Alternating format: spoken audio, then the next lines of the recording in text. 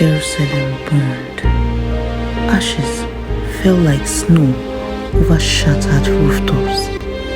The temple, the beating heart of a nation, was gone. But even as stone crumpled and blood soaked the streets, a whisper rose from the ruins of a scroll, a final message, hidden, forbidden, and very much alive. Far from the Jerusalem's smoking bones, the town of Yavneh stirred with a quiet revolution. Here, Rabbi Yochanan ben Zakkai, once smuggled from the besieged city in coffin, was rebuilding what Rome has tried to annihilate, not stone for stone, but soul by soul. At his side was Rabbi Eliezer ben Hakanas, a man of granite wisdom and unwavering devotion to tradition. Yavneh had become a sanctuary of scribes, students, and scholars, yet also a hive of secrets. One morning, under the shade of cypress tree, a figure approached the gates. A young woman, dusty from travel, eyes as sharp with hidden fire. Her name was Leah, daughter of Simeon the scribe, slain during the temple's final siege. She asked for Eliezer by name. "I carry my father's words," she said, "not on parchment, but here," she touched her brow, "the last scroll of the Sanhedrin, word for word." Eliezer was skeptical. How could a girl barely more than 20 hold the sacred words of the final Sanhedrin? But Leah spoke with precision. She recited legal arguments lost in the temple fire.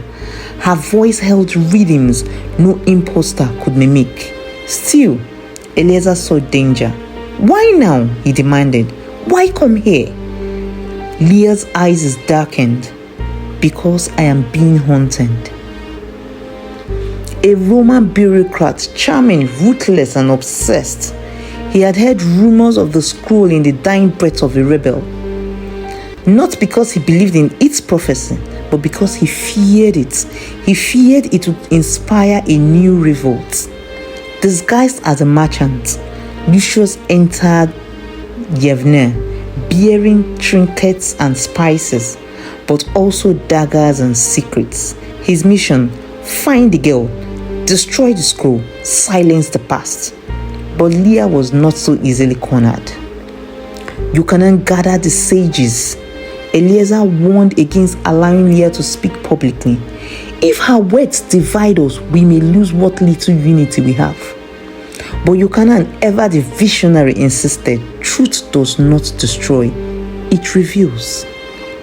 In the hush of 12th, Leah stood before the court and recited the scroll, not with parchment, but from memory. It did not call for rebellion, it called for transformation.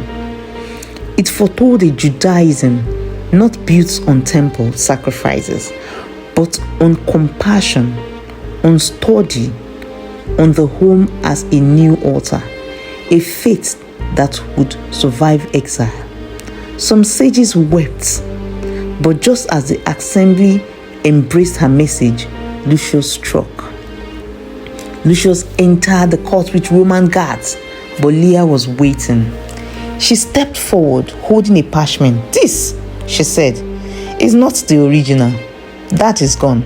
But this is my memory transcribed, my father's legacy. You may destroy it, you may burn it, but not what lives in me." Yochanan nodded. "Then let the original be destroyed. Let the Romans believe it's lost, but the essence, let it live on in our mouths, our laws, our lives." Lucius was expelled from Yavneh. That day, he left empty-handed, but knew the battle had shifted, not in the streets, but in scrolls and hearts. Leah remained in Yavneh. She never became a rabbi. Women could not in that time, but her influence was vast.